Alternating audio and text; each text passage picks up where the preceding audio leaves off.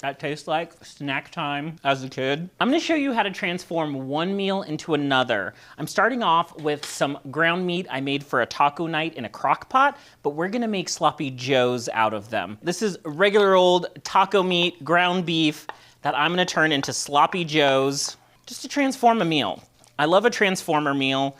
You can prep a whole bunch of a protein, whether it be ground beef or chicken, and make several different dishes throughout the week. Even if the flavor is suited for one meal, like this is seasoned for tacos, you can add some additional ingredients to change up that flavor profile to make a brand new meal. So instead of having tacos for the third night in a row, which I will not protest, I'm not complaining there, but it's a good way to use up some leftover protein, some leftover meat, turn it into something else. And this happens really quickly, so there doesn't have to be a lot of prep, a lot of thought behind it. I'm just gonna take some pantry staples, enhance the flavor of this ground meat into my sloppy joe sandwiches. Now, traditional sloppy joes would use ketchup and mustard. You can, of course, just add a little bit of this in to your ground meat, season it up, and you've got easy, really good sloppy joes that way. I like to do a little bit of variations. It's kind of taking the same flavors and inspiration from ketchup and yellow mustard, but with some other pantry staples. So as our base, some tomato paste. You probably have some of this sitting in your cabinet from a pasta recipe that you haven't got to yet. Can of tomato paste is always in my pantry. I love that tube tomato paste, so that way you can just use a little bit, save the rest in the refrigerator for your next recipe. So I just wanna start by getting this tomato paste cooked in. I actually might add a little bit more. Basically adding the whole can. It's such a rich tomato flavor, concentrated without a lot of that moisture. We're doing a loose meat sandwich like a sloppy joe. You kind of want it to hold together and not be so loose, even though it's sloppy. Making a ton of noise. And now for our musical interlude. So just cook that tomato paste into your meat. There's already salt, pepper, garlic, chili powder in this meat, which a lot of the recipes for loose meat sandwiches have a little bit of chili powder in it, so it's a good starting point, some leftover tacos. So depending on where you are regionally, this goes by other names, loose meat sandwich, sloppy joe. They're called taverns, not tavern the building, the establishment, but tavern just the sandwich, a tavern sandwich. I think that's in the Midwest. That's some brown sugar, just a couple tablespoons to sweeten things up like you would get from ketchup. A little mustard powder. I like the strong flavor of a mustard powder. It's a little spicy, a little tangy. It's just the same as yellow mustard, pretty much, just in a powdered form. Really, this dish is as easy as reheating your leftover ground meat, putting some flavor enhancers in there like the tomato paste and the sugar and the mustard powder, and letting it reheat, letting it come up to temperature, cooking through that tomato paste a little bit, and you have dinner in no time. So this is already really coming together. It's a great texture and consistency. It's holding together. That tomato paste is giving it a lot of structure. Just let that go for a little bit. I hear it sizzling. It's a good point to taste, see if we need any additional seasonings, see if we need more sugar to sweeten it up. You want things balanced, savory, sweet, tangy.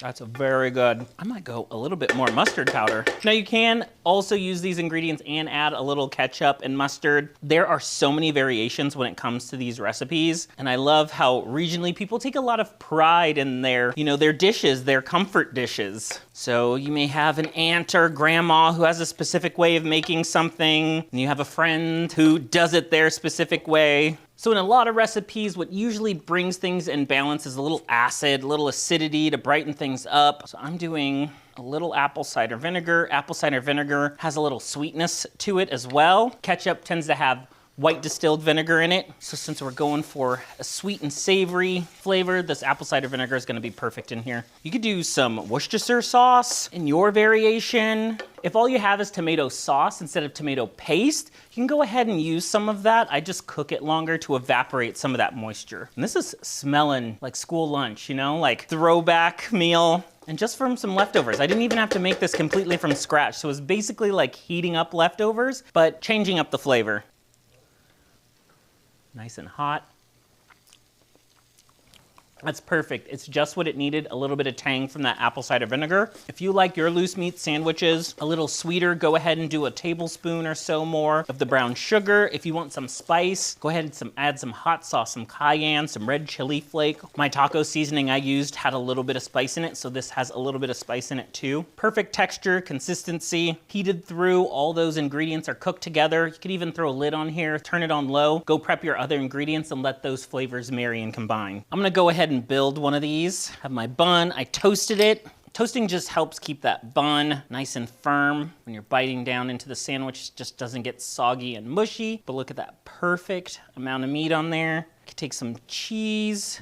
The residual heat of that meat should melt that quite nicely. Now, traditionally, these types of sandwiches may have pickles on it. Some call for mustard. I think when it comes to condiments, that's a regional preference too. So depending on what this sandwich, this loose meat sandwich is called in your area, whether a sloppy joe or a tavern sandwich, even a chopped cheese. So the addition of the cheese into this kind of can transform it into a chopped cheese too. And those are becoming very popular. I've seen them on menus more often and people talking about them. These are some crispy pickles. I also have some crispy jalapenos. Just a good twist on the traditional pickle or pickled jalapeno. So I'm doing the crispy ones for texture since that meat is so soft. Top it with the bun, you got a simple, delicious sandwich. It's even great for a lunch. This is dangerous. I'm gonna put this in a tortilla so it's a little more friendly.